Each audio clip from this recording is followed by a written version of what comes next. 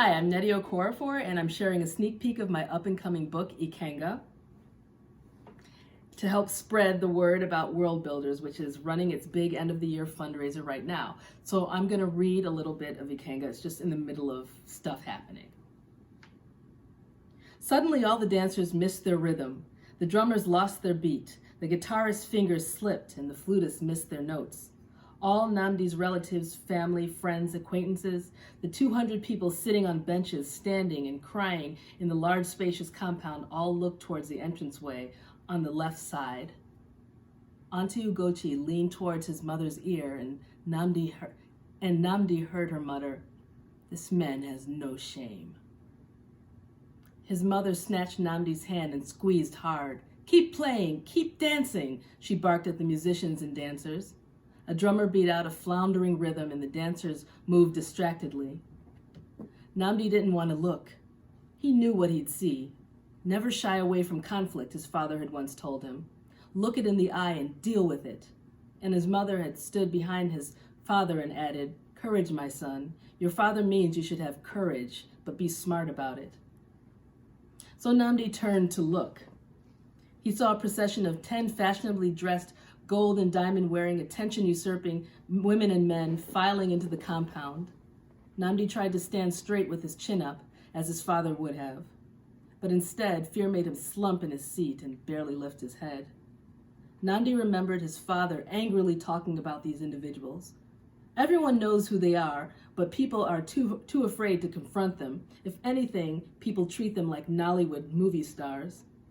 These were the most prominent criminals in all of Kalaria. That regal old woman wearing the big gele had to be Mama Goslow. His father was right. Indeed, she did walk like a buffalo, and her expensive outfit was thrown off balance by her signature wide, blocky shoes.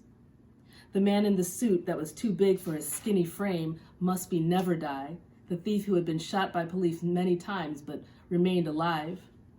Nnamdi was also sure he spotted Bad Market and 3 Days Journey, too. All of them were strutting like celebrities on a red carpet when they were actually unwanted guests at the chief of police's burial service. Leading the procession was an expensively dressed man who was even shorter than Nnamdi. Nnamdi's stomach dropped and his hands grew cold. The man looked more like a movie star than any of the others. He was handsome and carried himself like he expected the world to bow at his feet. This was the very man most, including Nnamdi, believed was responsible for his father's murder, the chief of chiefs.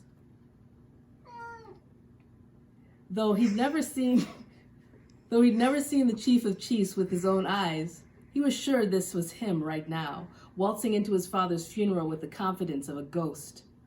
Nnamdi pressed against his mother as she squeezed his hand harder. The chief of chiefs was the smallest grown man Nnamdi had ever seen, but he knew that this guy was the biggest crime lord in all of Kalaria. There were so many crazy rumors about the guy. Some said he owned huge homes on every continent, all bought with dirty money.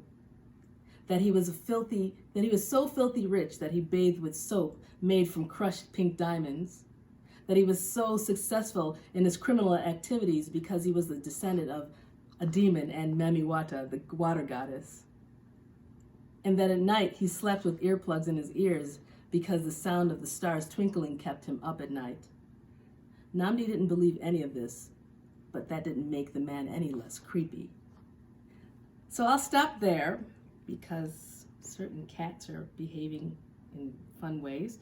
Let me add that thanks again, everyone. If you enjoyed this, please consider donating to Worldbuilders.